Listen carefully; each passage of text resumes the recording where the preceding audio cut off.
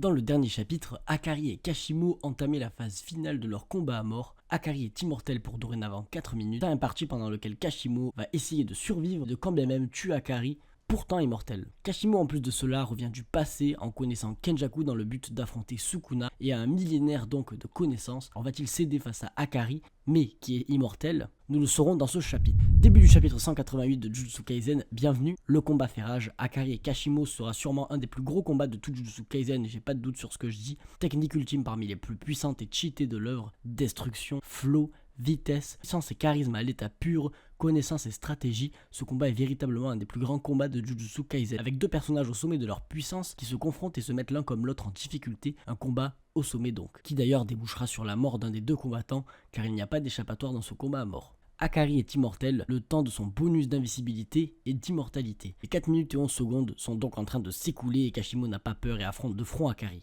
Nos deux personnages se défoulent, notamment sur un conteneur qui cédera d'ailleurs face à leur immense force de frappe. Malgré l'invisibilité d'Akari, on ressent la puissance colossale de Kashimo. Nos deux personnages se tiennent tête. Kashimo, de par sa vitesse, arrive à prendre de court Akari en lui décollant littéralement un bout de la tête avec le conteneur que ces deux monstres ont réduit en charpie, durant notamment ce combat apocalyptique. Akari n'a pratiquement plus de visage, plus de nez, et Kashimo vient juste de le défigurer et aurait pu presque le tuer. D'ailleurs, si l'énergie occulte provient de l'estomac, les sorts d'inversion, eux, qui permettent à Akari de se régénérer notamment, proviennent de la tête. Alors quand bien même Akari peut utiliser à l'infini ses sorts d'inversion, si sa tête est touchée, il ne pourra pas se régénérer et donc peut-être mourir, qui serait la seule faille à son immortalité. Kashimo a donc pour objectif de tuer Akari en lui infligeant un gros coup à la tête comme il vient de le faire. Il va donc pointer sa foudre et la faire exploser dans sa tête, qui d'ailleurs s'apprête à marcher car Kashimo a bien réfléchi son plan, et Akari en recevant l'attaque réfléchie de Kashimo, comprend qu'il va peut-être mourir, mais en échappant de peu à la mort, lorsque sa tête s'apprête à exploser, il va commencer à se soigner à partir du point où il a été blessé. En fait, Akari, avec l'inversion, il a guéri son cerveau endommagé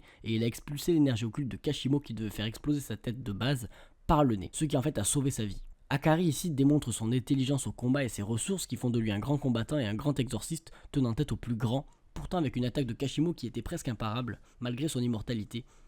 On voit donc qu'Akari n'est donc pas une vulgaire brute, mais qu'il a un cerveau et qu'il sait s'en servir, ce qui lui sauvera ici la vie dans cette situation pourtant très complexe. Akari est donc guéri et il en faudra plus à Kashimo pour en venir à bout. Cependant, les 4 minutes et 11 secondes d'Akari se sont écoulées et il ne reste que 8 secondes dorénavant. Akari attaque Kashimo de plein fouet et essaie de lui infliger des coups avec le plus gros impact possible dans le but d'en venir à bout avant la fin de son invisibilité, car après il sera en difficulté. Kashimo a utilisé le retour de la foudre et l'a accumulé dans son bâton. Il a positionné en fait le bâton à une extrémité d'Akari et lui s'est positionné de l'autre. Akari est donc entre le bâton chargé et Kashimo chargé. Alors Kashimo utilise son attaque de foudre imparable et découpe le corps d'Akari en lui arrachant les côtes qui se trouvaient entre les deux énergies chargées, Kashimo et le bâton. Le problème, c'est qu'au même moment, l'immortalité d'Akari prend fin. Akari pensait que Kashimo ne pourrait pas reproduire sa technique à cause d'une potentielle exigence de celle-ci, mais Kashimo, plus malin notamment grâce à son expérience millénaire, avait un joker.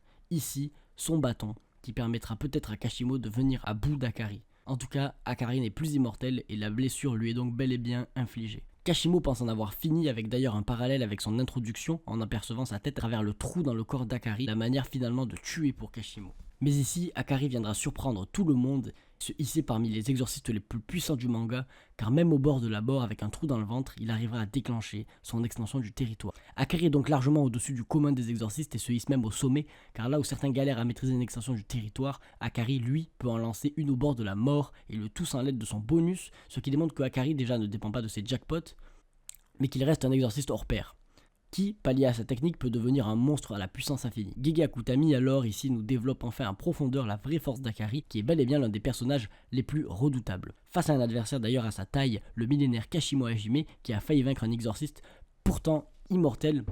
Et n'oublions pas que Kashimo d'ailleurs s'est peut-être sacrifié pour réussir ce coup, il démontre que le prochain chapitre révélera le vainqueur. Ce combat à mort au sommet va bientôt prendre fin, car lorsque Akari accumule plusieurs jackpots, il obtient un jackpot garanti au bout de la 4e fois. Et ici c'est le cas pour Akari.